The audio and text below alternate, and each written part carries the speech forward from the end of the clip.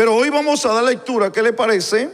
En el capítulo 23, porque ahí es donde queremos sencillamente agarrar un poco de información. Disculpe que lo voy a hacer leer un poquito más de lo normal, pero es importante hacerlo para que usted me pueda captar, ¿verdad? Y seguir la línea de lo que hoy queremos dar a conocer. No voy a hablar de todos los capítulos, ni de todo este capítulo, no. Voy a tocar algunas partes bien importantes, sí, pero sí quiero leer desde el versículo 1 y terminar en el versículo 25. Así que vamos a dar lectura a 25 versículos de la Biblia. ¿Se atreve? Bueno, entonces le invito por favor a que se ponga sobre sus pies.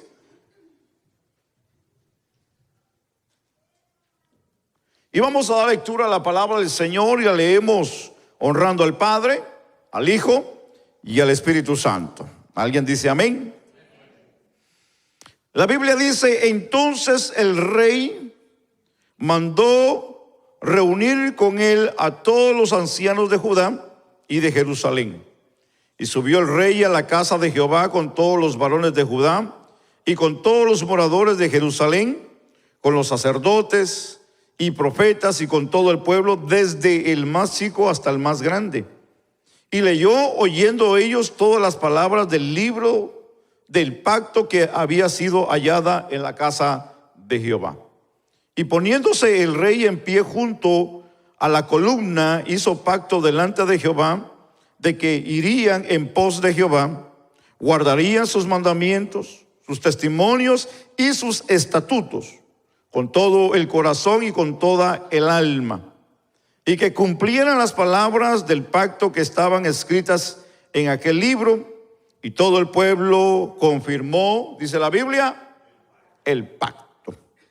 Entonces mandó el rey al sumo sacerdote Hilcías, a los sacerdotes de segundo orden y a los guardianes de la puerta, que sacasen del templo de Jehová todos los utensilios que habían sido hechos para Baal, para Acera y para todo el ejército de los cielos, y los quemó fuera de Jerusalén en el campo del Cedrón, e hizo llevar las cenizas de ellos a Betel.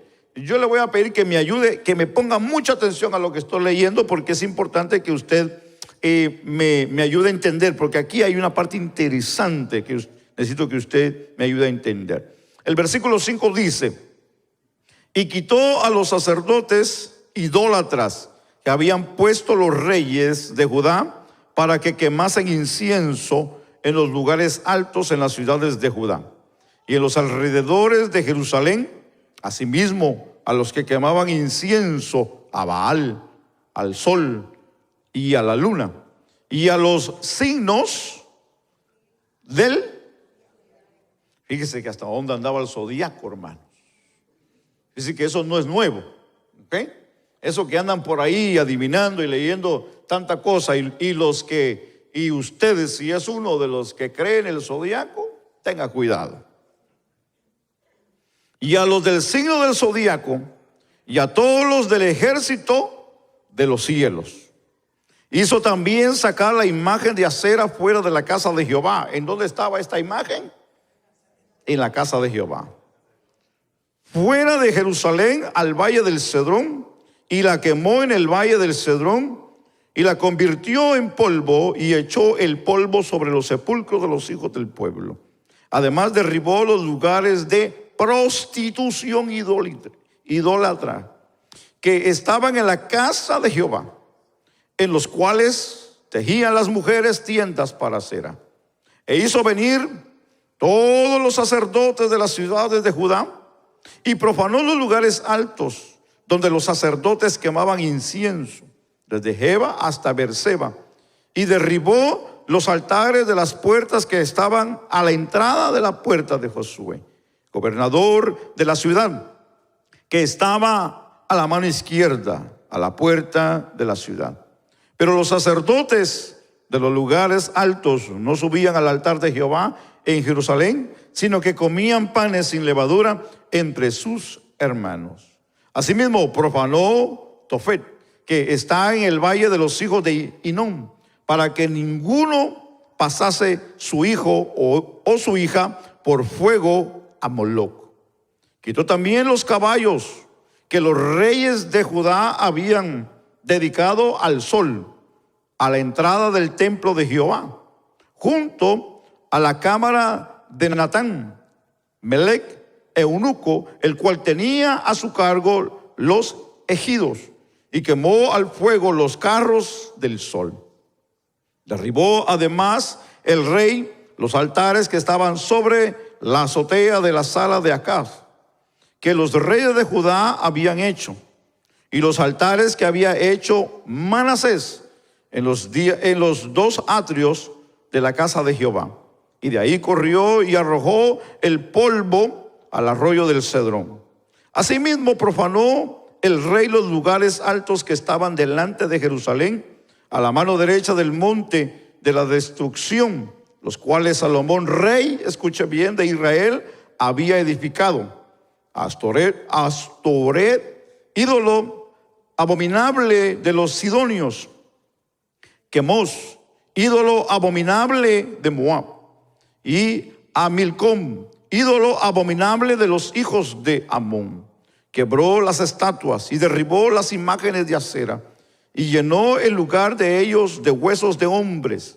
Igualmente, el altar que estaba en Betel y el lugar alto que había hecho Jeroboam, hijo de Nabat, el cual hizo pecar a Israel.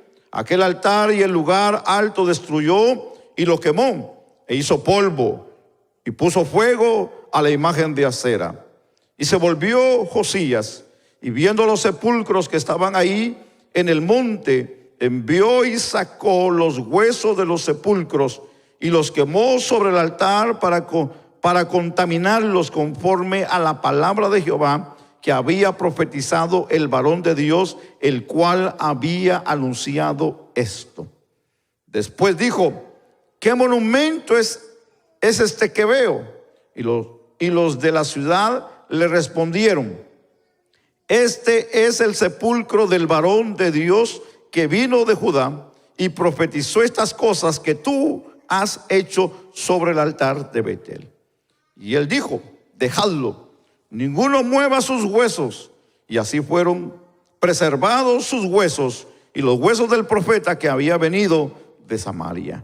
Y todas las casas de los lugares altos que estaban en las ciudades de Samaria, las cuales habían hecho los reyes de Israel para provocar la ira, las quitó también Josías, e hizo de ellas como había hecho en Betel. Mató además sobre los altares a todos los sacerdotes de los lugares altos que allí estaban, y quemó sobre ellos huesos de hombres, y volvió a Jerusalén. Entonces mandó el rey a todo el pueblo diciendo: haced la Pascua a Jehová vuestro Dios, conforme a lo que está escrito en el libro de este pacto. No había sido hecha la Pascua desde los tiempos en que los jueces gobernaban a Israel, ni en todos los tiempos de los reyes de Israel, ni de los reyes de Judá. La Biblia dice en el versículo 23, estamos finalizando: a los 18 años del rey Josías fue hecho aquella Pascua a Jehová en Jerusalén. Asimismo barrió Josías a los encantadores, adivinos y terafines, y todas las abominaciones que se veían en la tierra de Judá y en Jerusalén, para cumplir las palabras de la ley que estaban escritas en el libro que el sacerdote Hilcías había hallado en la casa de Jehová. Último versículo. No hubo otro rey antes de él que se convirtiese a Jehová de todo su corazón, de toda su alma y de todas sus fuerzas, conforme a toda la ley de Moisés. Ni después de él nació otro igual. Esa palabra está fuerte. Ese versículo 25 está, hermano, fuertísimo. Así que esperamos que en este día, en esta hora, Dios nos ayude. Amén, hermanos. Oramos. ¿Me ayuda?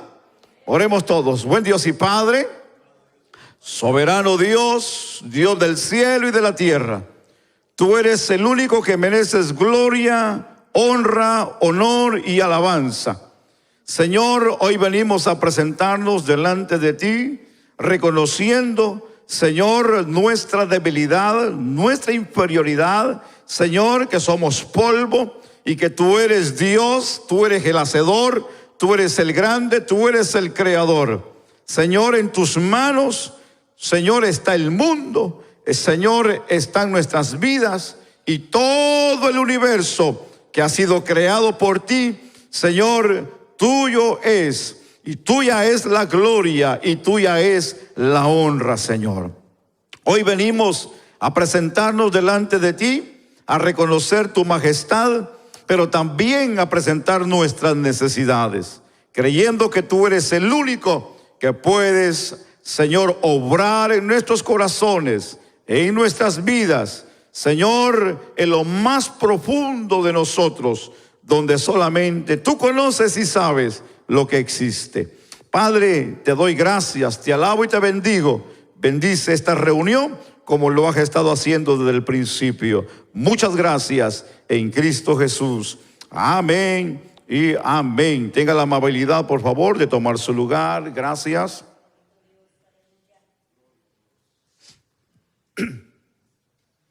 Es interesante pensar de lo que la Biblia nos enseña, y es de este penúltimo rey del que queremos dialogar.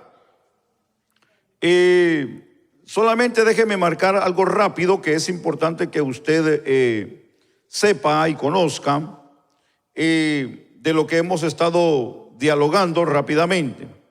El domingo pasado hablábamos de el rey, ¿cómo se llamó, hermanos? Ezequías, un gran hombre, ¿verdad? Se recuerda que él movió la mano de Dios con una oración, y fue porque le recordó a Dios que él había sido justo y fiel. Qué tremendo, ¿verdad? Que esa oración hizo que este rey, o más bien Dios, le añadiera 15 años más de vida. Y eso fue algo maravilloso, porque la Biblia dice que llegó el profeta y le dijo, el mensaje de Dios fue: prepara tu casa, porque vas ¿a qué? A morir. Y ese fue el mensaje. Y probablemente, ¿verdad? En el caso nuestro, tal vez no fue así, o no va a ser así, pero espiritualmente sí.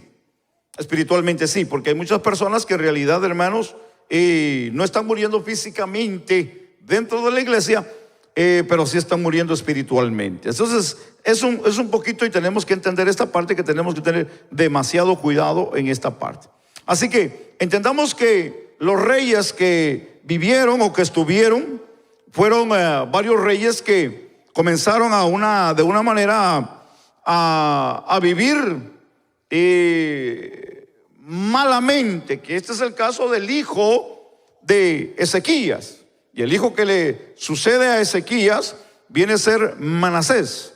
Manasés fue un hombre que la Biblia habla que fue perverso y que comenzó a reinar a la edad de 12 años, también muy jovencito, que aunque en Israel o en la tradición judía, un joven de 12 años para ellos ya era un adulto.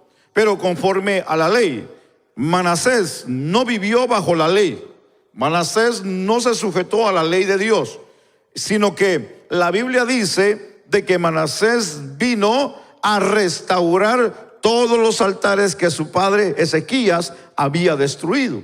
Recuerden que estamos hablando de un reino, hermano, idólatra, hermano, hasta las uñas. Así es que si hay algo que a este pueblo lo marcó muy fuertemente, fue la idolatría. Entonces, después de Manasés, el hijo que le viene a suceder de la misma manera, viene a ser idolatría. En conjunto de estos dos personajes, después de Ezequías, fueron 50 y 57 años, amén, gracias, 57 años de idolatría. Imagínense, 57 años de idolatría. Wow, eso fue algo que no muy fácil se va a quitar, radicar, pero sí mucho tiempo para hacer muchas cosas. Entonces, hablamos de que se hizo una forma de culto a diferentes, no solo a un Dios. Usted leyó conmigo que el Dios Sol, el Dios Luna, Moloc, Baal, Milcom y tantos dioses de acera que estaban ahí en Judá, en Jerusalén, y leyó conmigo que la Biblia dice que ¿hasta dónde los tenían metidos? Hasta en el templo estaban metidos. Así que esta forma de idolatría que vino a ser Manasés fue de una manera extremadamente mal. Y no solamente eso, sino que usted leyó conmigo en una parte donde dice la Biblia que había hasta prostitución. ¡Wow! Eso estuvo tremendo. Fíjense que Dios estaba airado con este pueblo.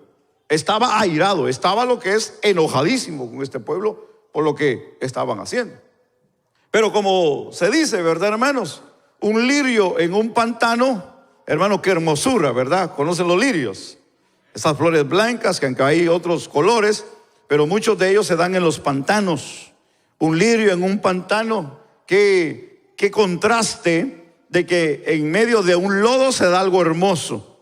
Algo así es lo que pasa con Josías, porque en medio de una grande idolatría, en una sociedad llena de maldad y de pecado, nace un hombre, pero con un corazón diferente, y este es Josías.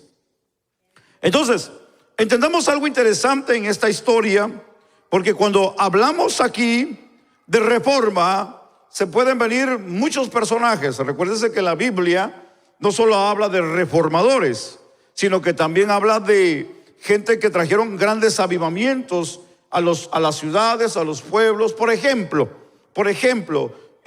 Jonás fue un gran hombre que trajo avivamiento en su tiempo. Y usted dirá, pero si lo único que fue predicar a Nínive. Correcto. Porque si hay algo que mueve la mano de Dios para levantar un avivamiento en una persona, en una ciudad, en una iglesia y en una nación, es el arrepentimiento. Es el arrepentimiento. Nada va a mover la mano de Dios si no hay arrepentimiento. Entonces, estos grandes hombres que reformaron estos pueblos, estos reinos, fueron personajes que hoy para nosotros son importantes. Y, hermano, reconocer que fueron reyes. Un rey, como ejemplo que tenemos de otros que se desviaron, ver a uno buscar someterse, humillarse y de una manera buscar la guianza de Dios no era muy común. Por eso de que Dios siempre se enojaba con ellos, porque el ejemplo lo tenían a David como padre, para que ellos siguieran el ejemplo de su padre David. Pero muchos de ellos, dice la Biblia, que hicieron lo malo. En resumen, rápidamente, como una forma de biografía para poder entender lo que hemos leído, Josías comenzó a reinar cuando tenía, hermano, 8 años de edad, muy jovencito. Llegó a reinar en Jerusalén 31 años. Se dice que hizo lo recto ante los ojos del Señor. En el año 18 de su reinado ordenó reparar el templo. Ordenó también al escriba Safán que colectara el dinero que el pueblo había depositado en el templo para darle a los maestros que trabajasen en la reparación. Safán hace llegar esta orden al sumo sacerdote Hilcías. El sumo sacerdote le informa a Safán que había encontrado en el templo el libro de la ley de Dios. Recordemos que lo que acabo de mencionar, que en el reinado de Manasés se había quitado todo lo que era el culto a Dios y habían metido un culto pagano. Y en eso de que removieron todos los utensilios y todo lo que era para adorar a Dios, entre esos iba el libro de la ley de Dios. Entonces, para ellos ya el libro de la ley de Dios no era importante, porque para ellos tenían otras reglas, tenían otra forma de adoración. No necesitaban, hermano, el libro, la ley de Dios, que eso es algo que definitivamente los condenó, porque si hay algo que el hombre no debería de hacer es quitar la palabra de Dios de su vida y de su camino. Lastimosamente, no solamente hablamos de un hombre, no de un pueblo, de una nación completa, hermano.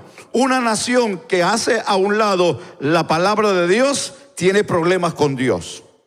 Así que cuando nosotros vemos aquí esta parte de lo que sucedió en la vida de él, recordemos que el sumo sacerdote le informó a Safán que había encontrado en el templo el libro de la ley de Dios. Safán comunica esta noticia al rey y le lee las palabras del libro de la ley. Y cuando el rey Josías escucha la lectura del rey, la Biblia dice que rasgó sus vestidos y se humilló delante del Señor. Qué actitud tan interesante que hizo este personaje al encontrar y al que le dieran lectura a la ley de Dios. Sin embargo, Dios muestra su misericordia al rey Josías por haberse humillado delante de él. Si hay algo que le movió a Dios, fue la forma y la actitud que él tomó al escuchar la ley de Dios. Ahora, el rey hace aquí el compromiso de obedecer con todo su corazón los mandamientos de Dios, y no solamente él, sino que lo confirma con el pueblo para así de una manera comprometer al pueblo. Recuérdense que el rey no era el que estaba mal, aunque no tenía un conocimiento amplio de lo que era la ley de Dios, porque recuérdese que estaba reinando la idolatría, había un caos. Él sabía que había un Dios verdadero, pero no había tal vez sido creado como otros reyes como fueron desde su inicio.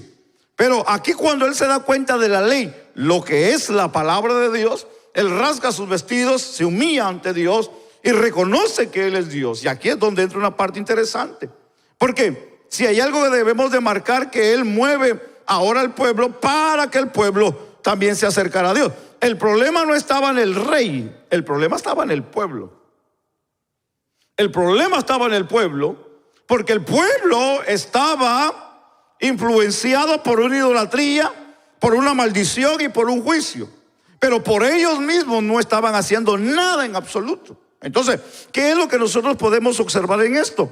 De que él tomó una actitud y comenzó de una manera a limpiar y a dar una forma de restauración o de reformación. La historia de este rey ocurre al final del tiempo de lo que estamos hoy marcando, la monarquía.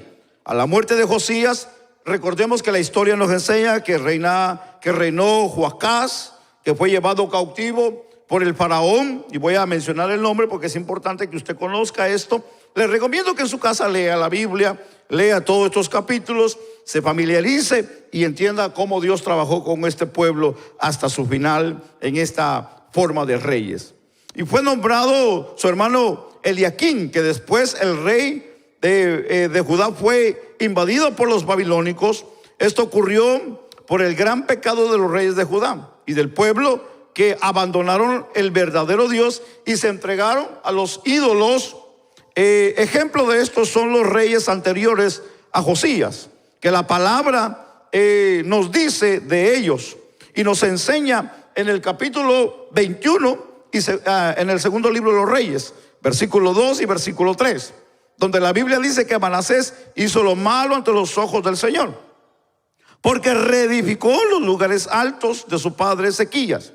Había destruido, dice la Biblia, levantó también altares a Baal e hizo una de acera, como había hecho Acab, rey de Israel, y adoró a todos los ejércitos de los cielos y lo sirvió, dice la Biblia. También dice el versículo 6, hizo pasar por fuego a su hijo, practicó la hechicería, usó la adivinación y trató con adivinos y espiritistas. Hizo mucho mal ante los ojos del Señor, provocando, dice el versículo, la ira.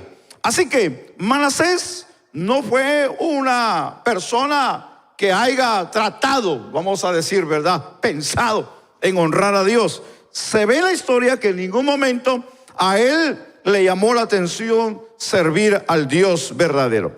Amón, de la misma manera, hizo lo malo ante los ojos del Señor, como había hecho su padre Manasés. Y eso está en el versículo 21, donde nos dice que anduvo en todo el camino que su padre había andado y sirvió a los ídolos a los que su padre había servido y los adoró. El versículo 22 dice que abandonó al Señor, el Dios de sus padres, y no anduvo en el camino del Señor. Entonces, vemos aquí tal situación tan difícil en este tiempo de estos reyes que fueron antes de Josías, que estaba en realidad, era un momento oscuro, un momento de terror, un momento donde tal vez hablemos que no había seguridad de servir, adorar al verdadero Dios, porque recuérdese que donde hay oscuridad, donde hay pecado, donde existe idolatría,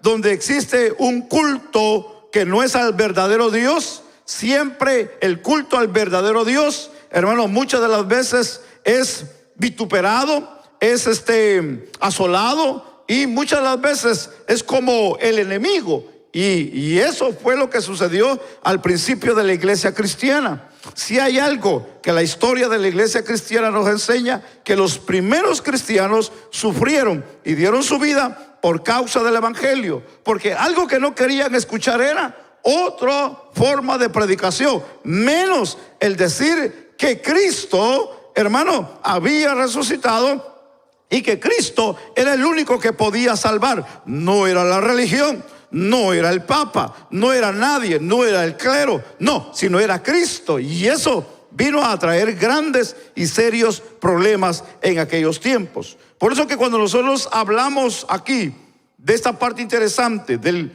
Segunda de Reyes, capítulo 22, que nos enseña del versículo 8 al versículo 11, aquí es donde comienza la reforma y donde comienza con algo importante de lo que para nosotros hoy es fascinante entenderlo. Y dice el versículo 11, déjeme leérselo, cito y leo, y dice: entonces el sumo sacerdote Hilcías dijo al escriba Safán: he hallado el libro de la ley en la casa del Señor.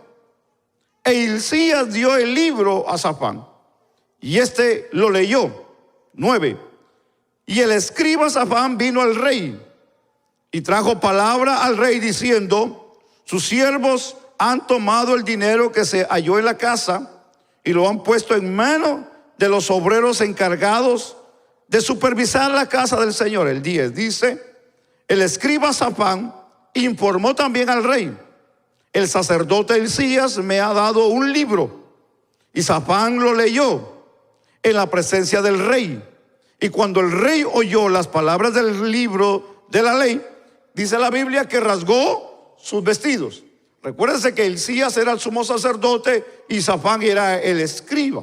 No voy a entrar en muchos detalles en eso, pero eran personas muy importantes para el rey, porque ellos eran los que tenían el control de lo que era el servicio y el culto a Dios en esta parte. Entonces, también vemos la otra parte interesante en el capítulo 23 de segundo libro de los Reyes, donde leímos en el versículo 1 al 3, el versículo 1 dice: entonces el rey mandó reunir con él a todos los ancianos de Judá y de Jerusalén.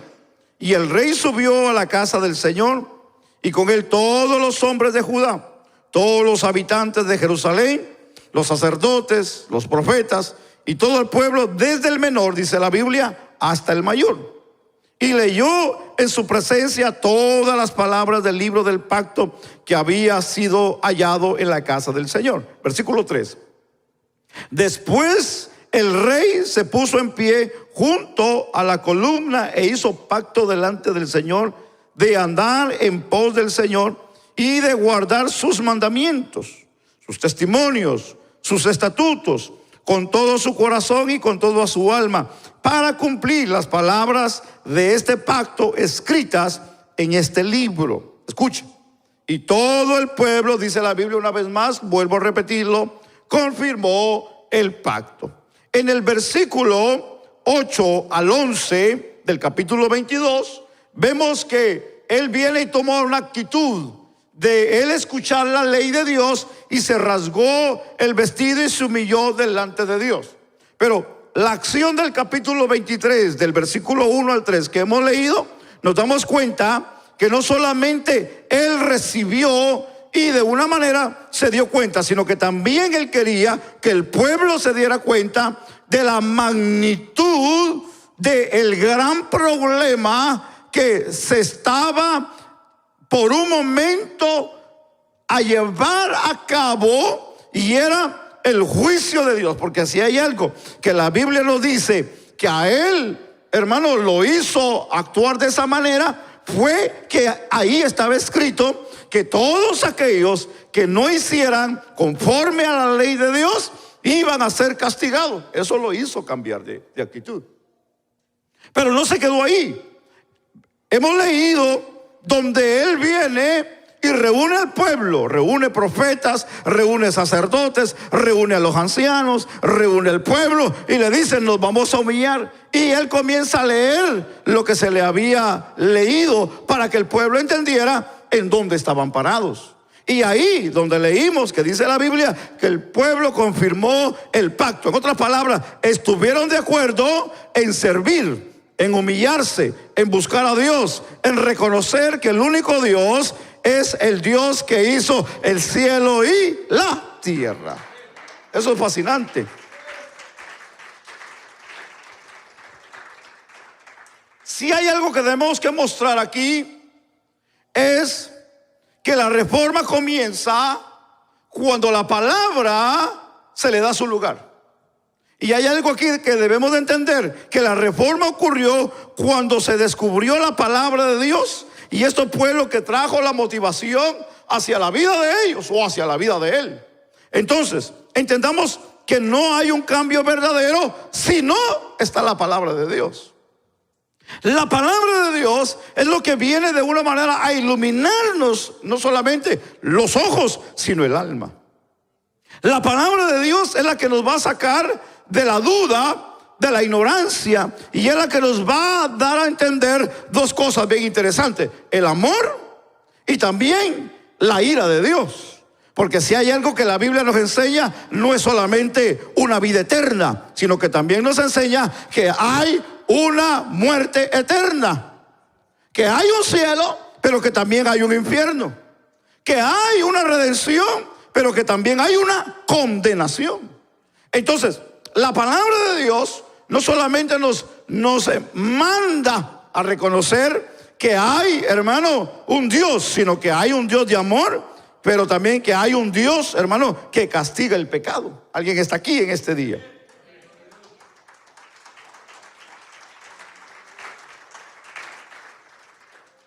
Hablemos de historia. Martín Lutero, quien fue un gran reformador en el 1483 al 1546. Martín Lutero fue un profesor, dice la historia, de teología, predicador, que de una manera fue el que cuestionó la postura de la Iglesia Católica sobre las indulgencias, de lo que vino a hacer y vino a marcar las 95 tesis que marcó en la puerta de la iglesia allá en Alemania. Algo que él no estaba conforme y que de una manera fue provocado a reaccionar al creer de la manera como la Biblia se estaba refiriendo a lo que, cómo se leía en latín, de un idioma que mucha gente no entendía. Pero él viene y se da cuenta que la Biblia no estaba enfocándose en las obras, sino que se estaba enfocando en la fe. Y hay algo que él entendió y de lo que lo hizo reflexionar y que lo hizo un gran reformador, de que la salvación no se obtiene por obras, sino es por fe a través de Cristo Jesús.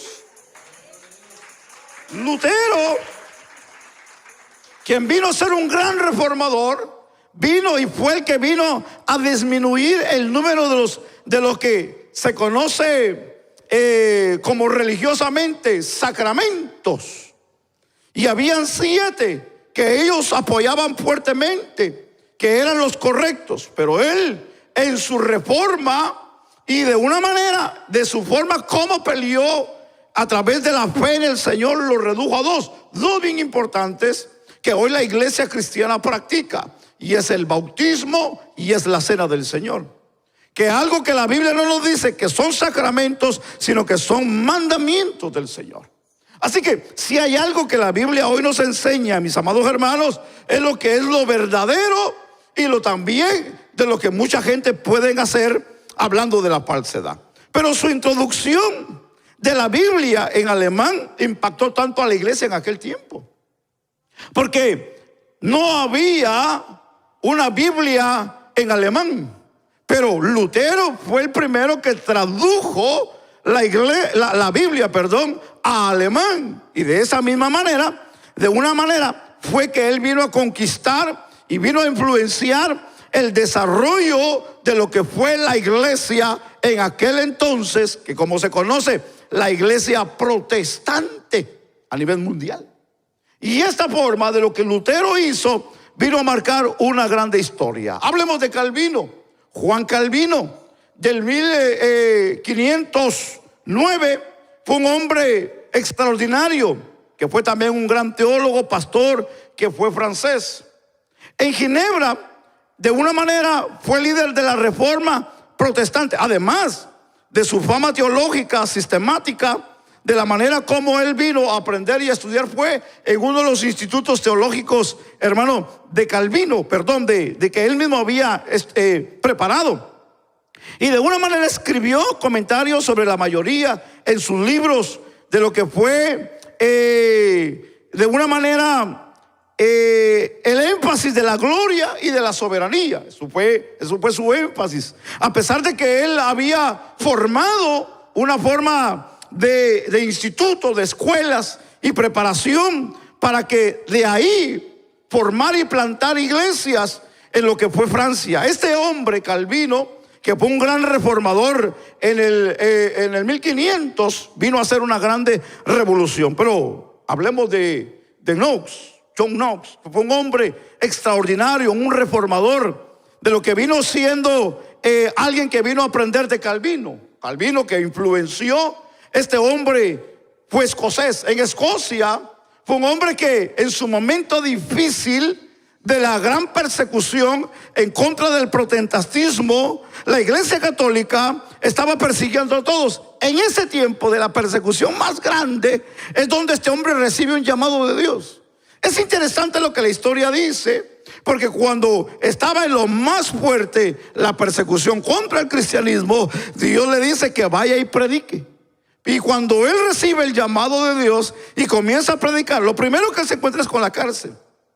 Pero al salir de la cárcel, de una manera él comienza después a buscar y a prepararse, que después vino a ser un gran personaje que vino a transformar y vino a hacer una gran reforma en Escocia de lo que hoy para nosotros, hermanos, vienen a ser los lugares más fundamentales de lo que es la iglesia hoy presente, de lo que son las reformas, de lo que hoy para nosotros podemos tener la Biblia, hermano, en nuestras manos, la Biblia en nuestro idioma, de lo que hoy podemos decir que la palabra de Dios es la palabra de Dios, porque unos hombres se levantaron, se pusieron de pie y le dijeron al mundo que no era así la verdad de Dios. Este es el caso de Josías.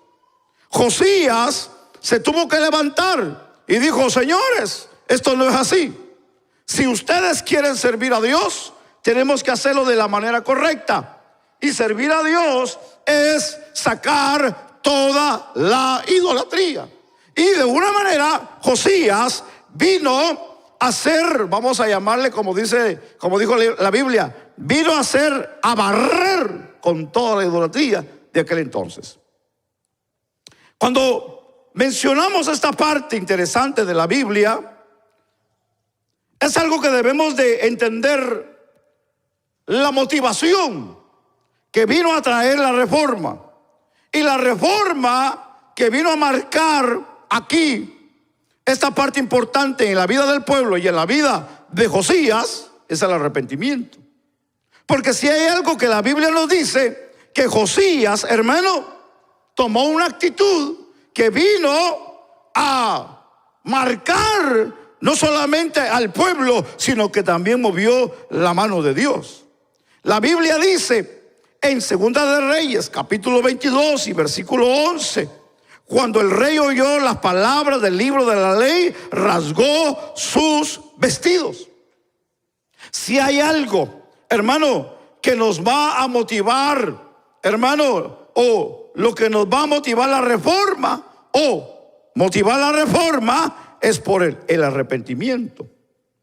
Y la Biblia nos enseña claramente de que el rey quedó impactado por lo que la ley decía. Se cree que pudo haber sido que haya leído el libro de Deuteronomio o los 5 primeros libros de la Biblia para poder entender lo que era la ley de Dios. No nos dice la Biblia exactamente qué libro, qué capítulo leyó, pero sí leyó los mandamientos del Señor. Y eso fue lo que le causó grande humillación delante de Dios. El versículo 12 y 13 de Segunda de Reyes, capítulo 22, dice: entonces el rey ordenó al sacerdote Hilcías, a Hicam, hijo de Safán, a Acbor, hijo de Micaías, al escriba Safán y a Asías, siervos del rey. El versículo 3 dice: vayan, les dijo, y consulten al Señor por mí, por el pueblo y por todo Judá, acerca de las palabras de este libro que se han encontrado. Porque grande es, escuche bien, la ira del Señor que se ha encendido contra nosotros, por cuanto nuestros padres no han escuchado las palabras de este libro, haciendo conforme a todo lo que está escrito, le dijo, de nosotros. Así que si hay algo que la Biblia nos enseña, es que se preocupó, tuvo miedo, hermano, al escuchar la palabra que se le había leído de parte de Dios. Para él esto le trajo, hermano, un temor grande, al grado que dijo: vayan y consulten de parte de nosotros a Dios. Busquen palabra de Dios para ver qué es lo que Dios piensa de nosotros en este momento. Entonces, cuando nosotros vemos aquí esta acción, esto nos habla que el rey comprendió que una nación completa había cometido pecado gravemente del haberse apartado de los mandamientos y que habían ofendido a Dios. Eso es preocupante para un líder, para un rey, para un presidente, para un pastor, para una iglesia, para un padre de familia, para alguien, hermano, que lidera en alguna área. Debe de ser preocupante, hermano, el saber que ha ofendido a Dios. Hermano, en la vida cometemos errores nosotros. Yo cometo errores en el trabajo. No soy perfecto. Yo pienso que usted tampoco es perfecto. Cometemos errores en la familia. Como padres, como madres y como hijos cometemos errores.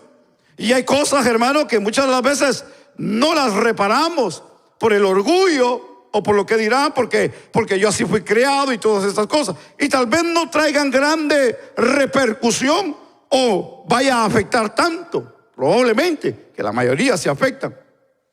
Pero si hay algo que debemos aquí de entender, es que este rey entendió que un pueblo completo había ofendido a Dios, había cometido un error, y ese error se tenía que enmendar, ese error se tenía que reparar, ese problema se tenía que arreglar, eso se tenía que llevar a juicio y arreglarlo, pues, si así podemos decirlo. Tenía que llevarse a la mesa, pero no de un hombre, no del juez de aquí de la tierra, no de un hombre político, no, sino a la mesa de Dios. Que Dios estaba pensando de ellos en ese momento. Esto está tremendo. Porque si hay algo que a mí me interesa y me debe de interesar, no es lo que piensa el mundo de mí, sino lo que piensa Dios de mí. ¿Usted qué piensa? ¿Usted qué cree? El problema es que muchas de las veces a nosotros nos afecta más lo que la gente dice y no lo que Dios dice. Nos mueve más lo que el hombre dice que lo que Dios dice. Y aquí nos debe de interesar primero qué es lo que Dios piensa de nosotros. No es lo que el hombre piensa, porque el hombre puede pensar barbaridad de cosas. Mire cómo vino vestido, mire cómo se peina, mira cómo camina, mira cómo habla, mira cómo come, hermanos, nos conocen hasta el caminado, pues. Mira cómo tuerce la boca para hablar, hermano. ¿Ya viste cómo me está viendo? Ya mira cómo es visco la persona. Hermano, nosotros juzgamos a veces sin saber la verdad. El hombre piensa muchas cosas. Donde están más grandes las batallas, no es allá en el Medio Oriente, no es allá al otro lado del mundo, no es allá, hermano, en Rusia. ¿Sabe dónde están las batallas más grandes? En nuestra cabeza. En nuestra cabeza están las batallas más grandes. Por eso es que tenemos que entender algo hoy aquí en esta parte. Porque esto nos habla que el rey comprendía que como nación había cometido un pecado muy grave al apartarse de los mandamientos de Dios. Entonces él entendió que el gran problema era que habían ofendido a Dios. Y ese problema se tenía que arreglar. Ahora, esto es verdaderamente un verdadero arrepentimiento. Porque un verdadero arrepentimiento es reconocer que hemos ofendido a Dios.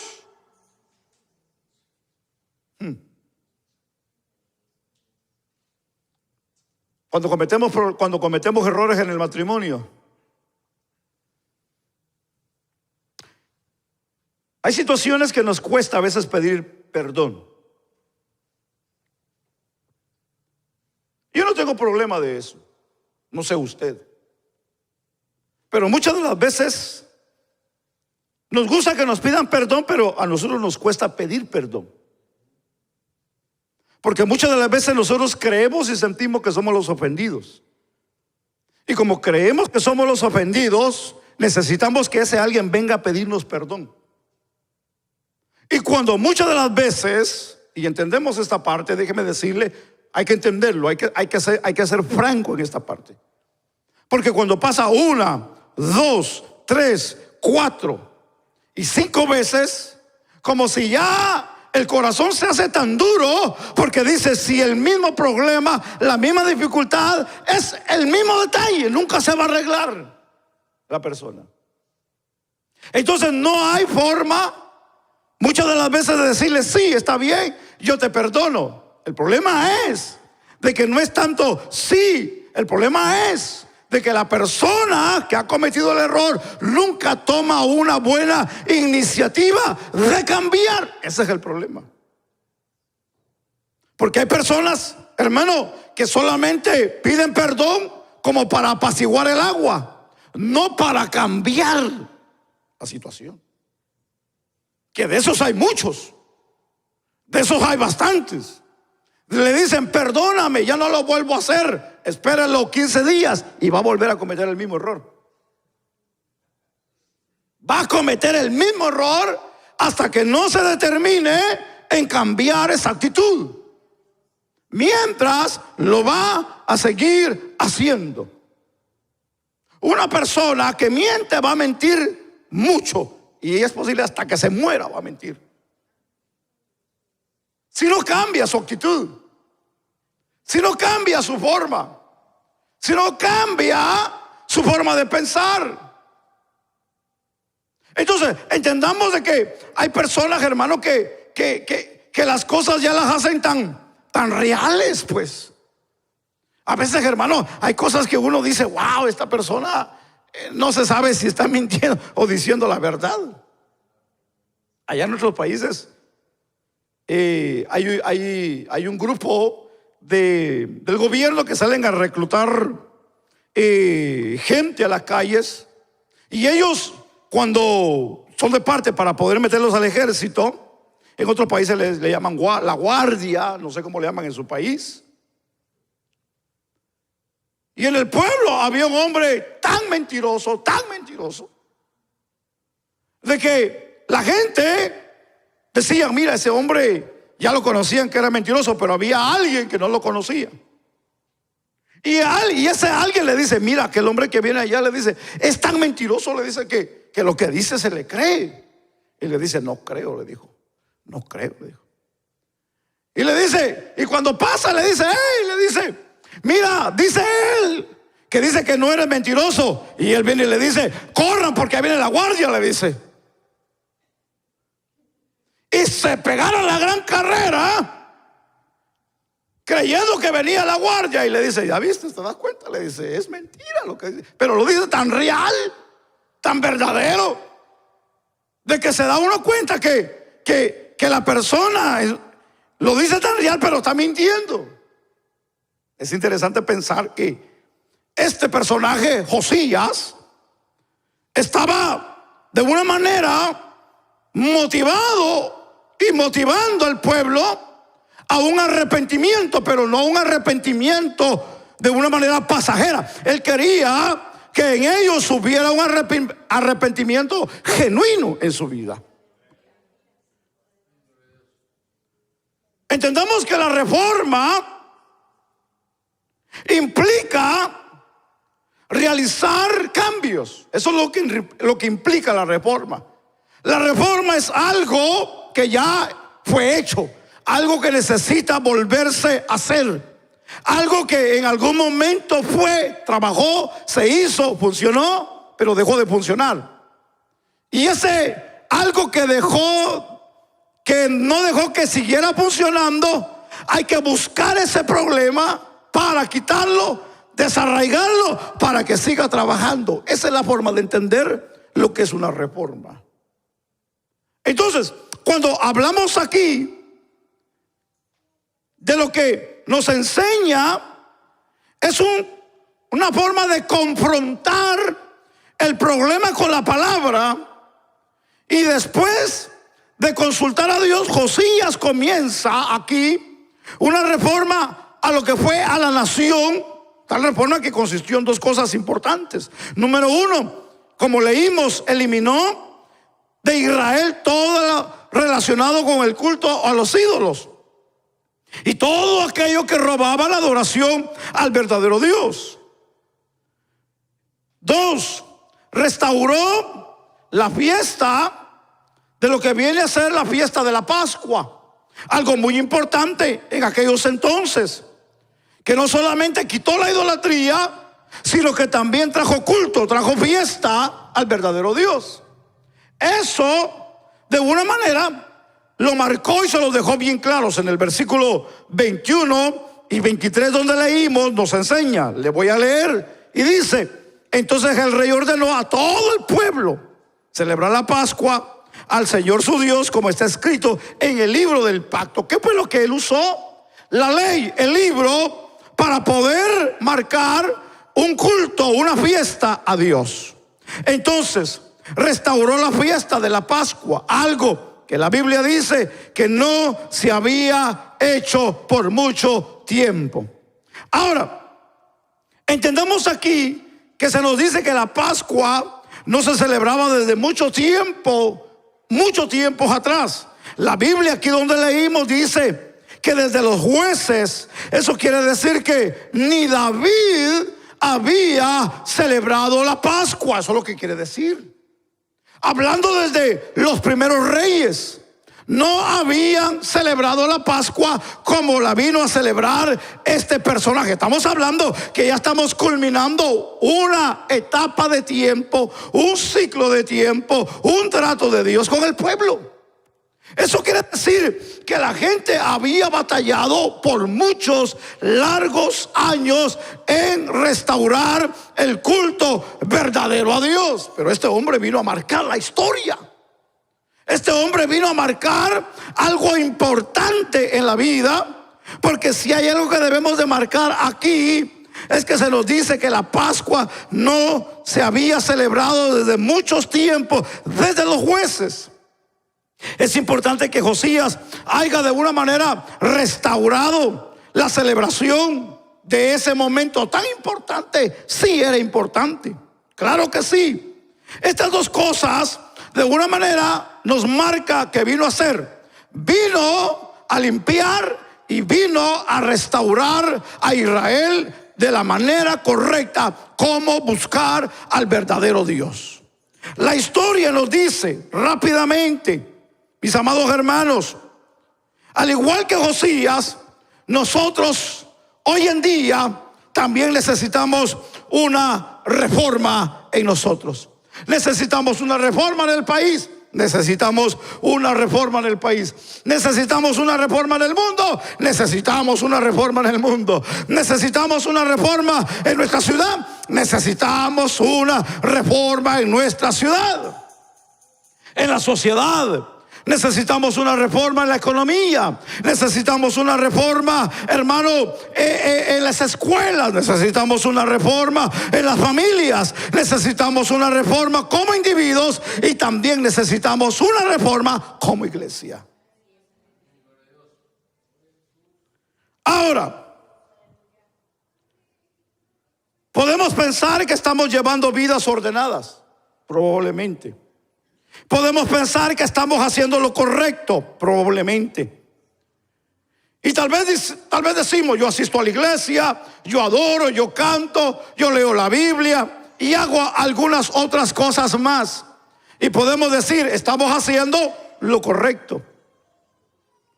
Pero cuando nosotros le damos el valor correcto a las cosas, y hacerlas solamente por hacerlas, son dos cosas totalmente distintas. Porque el hacerlas por hacer, o porque alguien me manda que yo las haga, o las voy a hacer solamente para que no digan nada y no meterme en problemas en la casa con mi esposa, con mi esposo. Las voy a hacer para que mi papá, mi mamá no se enoje.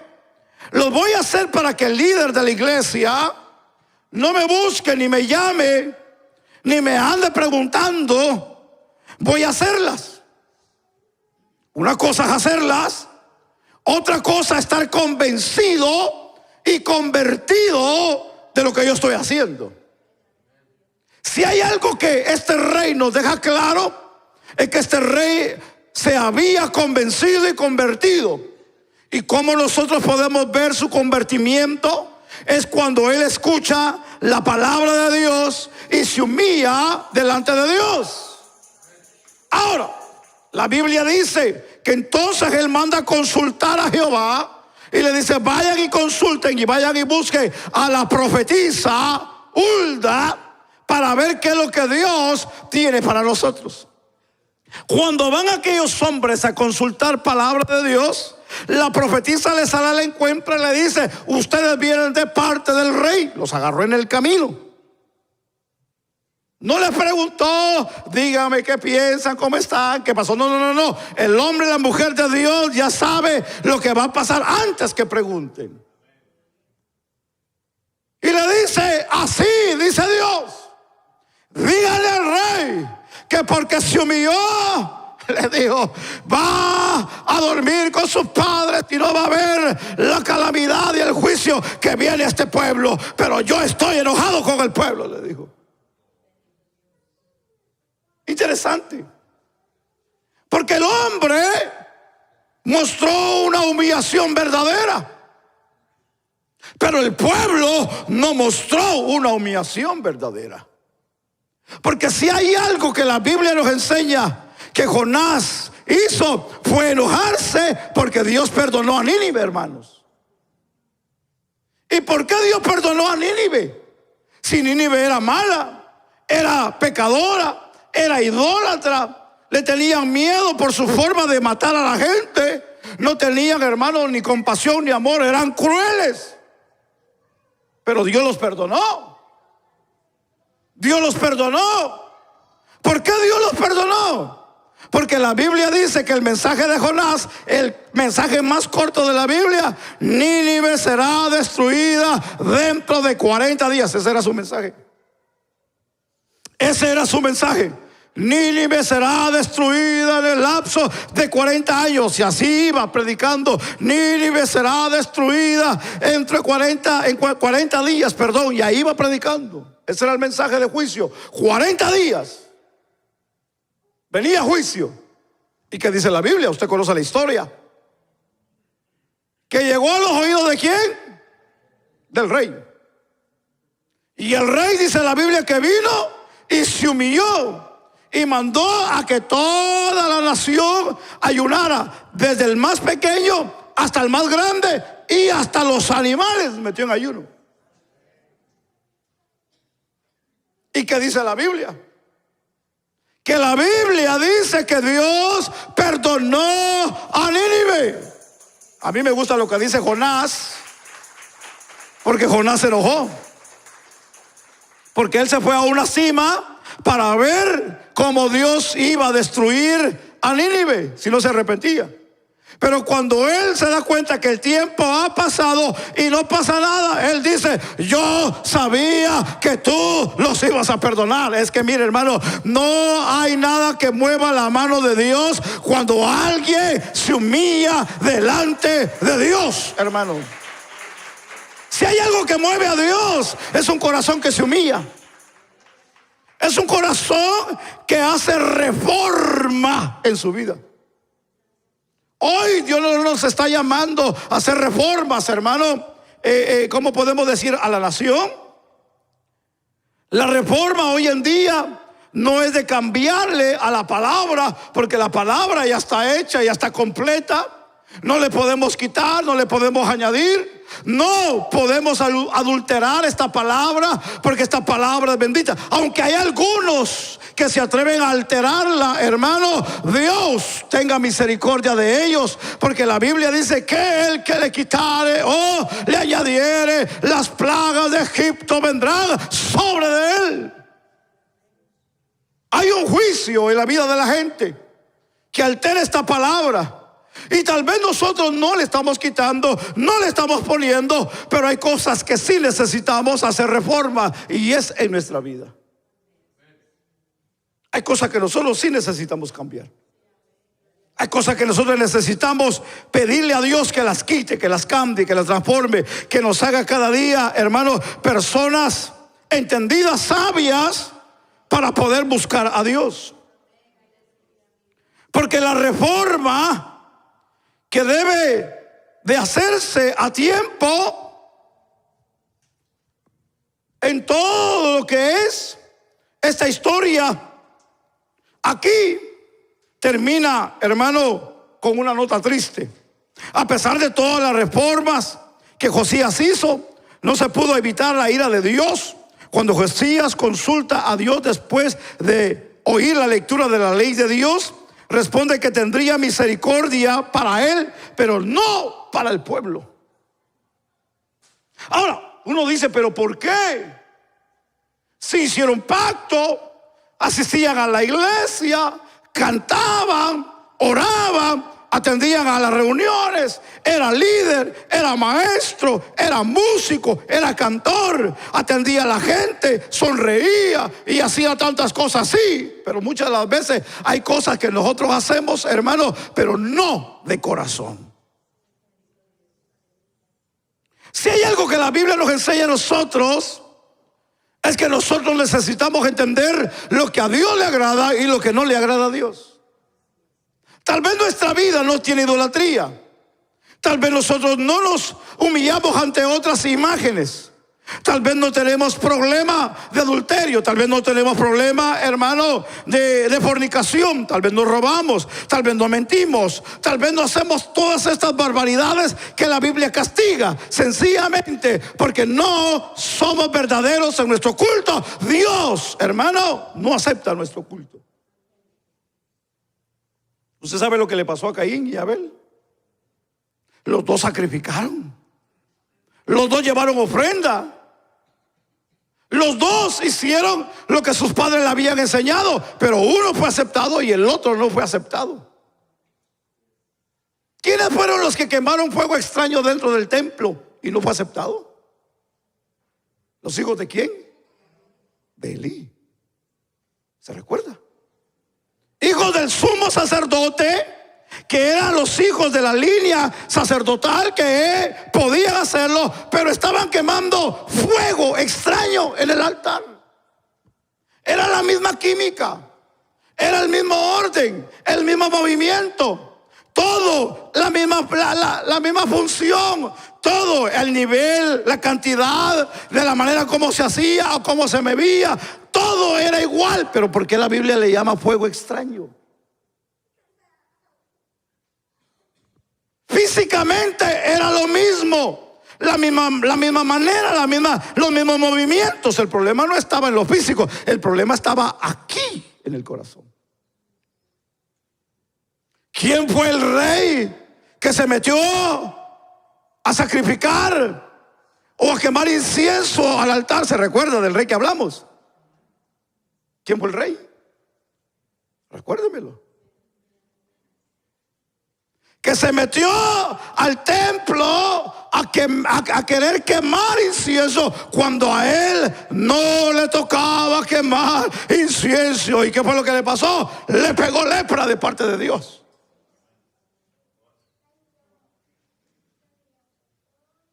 Entonces hay cosas que nosotros tenemos que entenderlas de esta manera. Hay cosas que se hacen porque muchas de las veces se nos da que los hagamos. Y tal vez ahí es donde nosotros cometemos errores, hermano, como líderes, como pastores, tal vez en este caso. Porque muchas de las veces nosotros confiamos por el testimonio que se ve, pero hay algo que yo no puedo ver y es el corazón, hermanos. Pero hay alguien que sí ve los corazones y ese es Dios. Yo a usted no lo conozco, pero Dios sí lo conoce a usted. A usted se le ha dado una confianza. Y si usted de una manera lo hace solamente porque no digan o para que no piensen que anda mal, que anda aquí, que anda allá, tenga cuidado. Es mejor sea sincero y diga: pastor, yo no puedo con esto.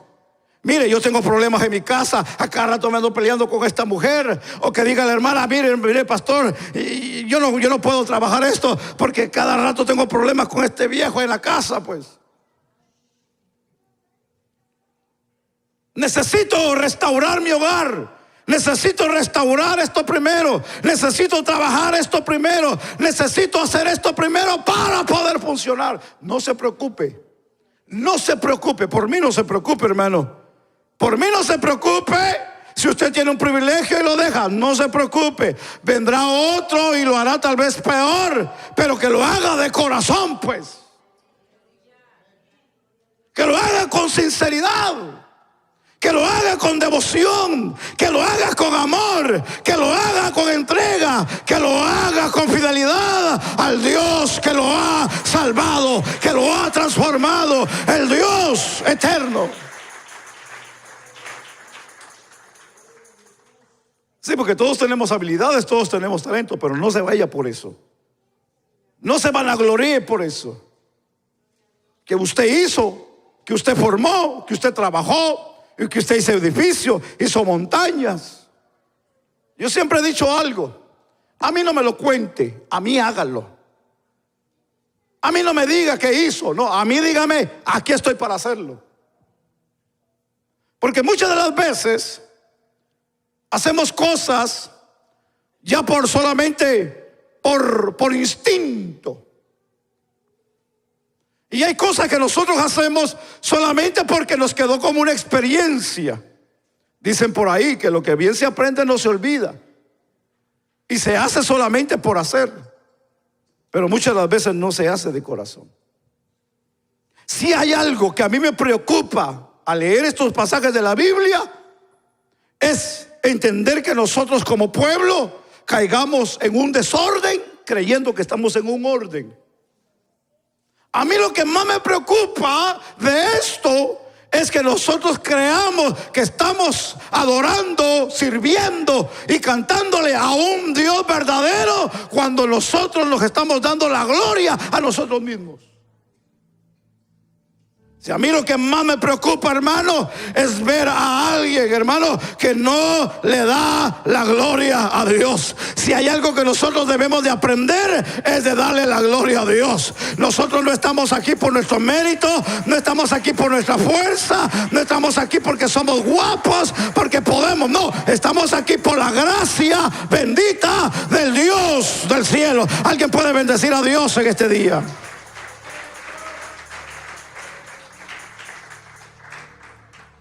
Alguien me dijo un día: pastor, yo me voy, ¿qué va a hacer de la iglesia? Despreocúpese, váyase, porque esto va a seguir igual o mejor. Sí, porque hay gente que piensa que porque él se va o ella se va a terminar todo. No, estamos equivocados. Recuérdense que la iglesia, la obra es de Dios. Y aquí algo que debemos de aprender fue lo que hizo Josías. Josías aprendió a humillarse y a reconocer que Dios era Dios. Pero somos humanos, fallamos, y eso tenemos que dejarlo bien claro. Usted y yo como humanos fallamos, cometemos errores en la vida, y muy grandes. Y un error grande que le costó la vida fue a Josías. Porque cuando el faraón Naqueo, no sé si lo mencioné bien, tenía problemas con el rey de Asiria, iban a tener un enfrentamiento en Megido. Josías escucha y quiere salir a defender a Asiria, cuando Dios no le había dicho que saliera a pelear. Pero él se consideró superior y grande para hacerlo, y no consultó a Dios. Me fascinan las dos lecturas, porque Reyes y Crónicas dan un punto diferente de lo que el faraón le dice. Crónicas le dice, cuando ve que sale Josías a enfrentarlo, el faraón le dice: Dios me dijo que no era contigo el problema, no salgas, quédate en tu lugar. Pero él no escuchó la voz de Dios y salió al encuentro para pelear y a detener al faraón que iba en contra de Asiria. La Biblia dice que los flecheros, cuando vieron que estaba, hermano, el rey, que se había encapuchado, pero la Biblia dice que los arqueros tiraron y lo atravesaron. Cuando vieron sus siervos que le habían atravesado, y él le dice que estaba herido, lo cambian de carro, se lo llevan a Jerusalén, y dice la Biblia que muere el rey. Lo lloraron, lo endecharon, sencillamente porque no escuchó la voz de Dios. Hay cosas que nosotros tenemos que entenderlas. Hay cosas que nosotros necesitamos cada día ponerlas en las manos de Dios. Tu vida, tus decisiones, tus logros, tus pensamientos, todo lo que nosotros hagamos en la vida, necesitamos ponérselas en la mano del Señor. Porque hay cosas que para nosotros se pueden ver bien, y se pueden ver bonitas, y se pueden ver grandes, y se puede ver que ahí es donde Dios quiere que estemos, cuando Dios no quiere que estemos ahí, en esa situación, ni en ese negocio, ni en ese trato, ni en ese, voy a decir, trabajo, porque déjeme decirle que hay trabajos que no son de bendición para muchos de nosotros. No le estoy diciendo que se salga de ahí, no me vaya a malinterpretar, pero le estoy diciendo que hay mucha gente que se está apartando de Dios solamente por un trabajo. Se escucha feo, ¿verdad, hermanos? Pero es la verdad. Hay gente, hermano, yo le voy a decir una cosa. La Biblia dice que los hijos son herencia de Jehová, y son de bendición los hijos. ¿Para cuántos sus hijos son de bendición? Para mí, mis hijos son de bendición.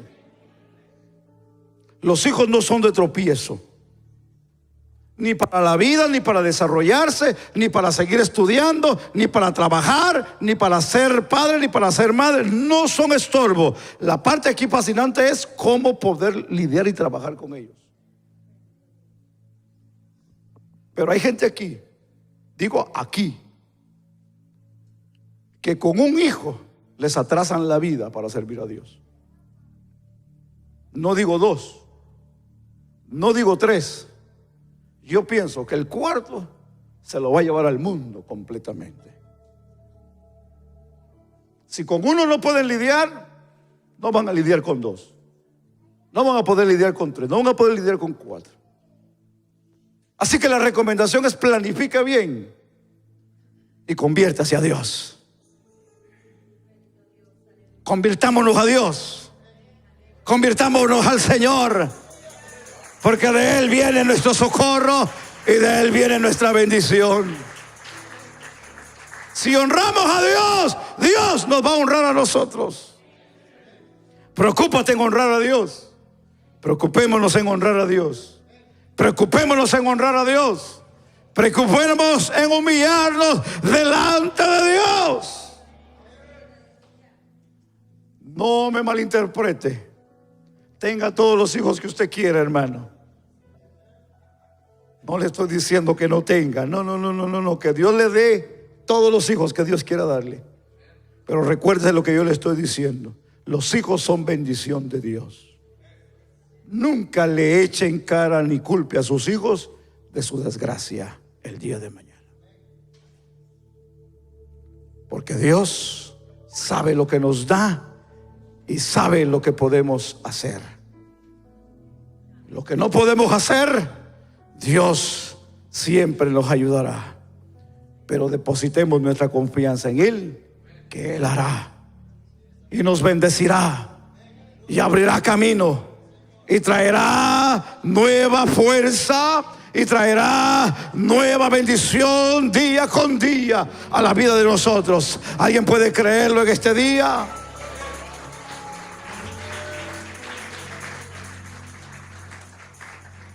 Es que, pastor, usted no sabe cómo mi hijo es. Dele gracias a Dios que su hijo está sano. Dele gracias a Dios que no está en un hospital, que no está tirado en una cama donde el médico le ha dicho que solamente tiene una semana de vida. Dele gracias a Dios por el marido que tiene, rebelde, duro, pero que Dios lo va a convertir si usted sigue fiel a Dios, hermana. Dele gracias a Dios, varón, por esa mujer que tiene, que aunque arrechina dientes, viene a la iglesia y ora y busca de Dios. Sabemos que Dios en su momento hará el milagro. Agradezcamos a Dios que aunque con luchas y pruebas en este país, en esta nación, con tanta situación que se está viendo, Dios hará justicia a la vida de su pueblo, porque Dios no se queda con nada. Dios pelea por sus hijos. Si hay algo que a mí, hermano, me motiva a seguir, es que al Dios que yo le sirvo es el Dios del cielo y de la tierra. Gloria a Dios. Yo no sé, ¿alguien tiene ese Dios? ¿Alguien tiene ese Dios en su vida? Pongámonos sobre nuestros pies.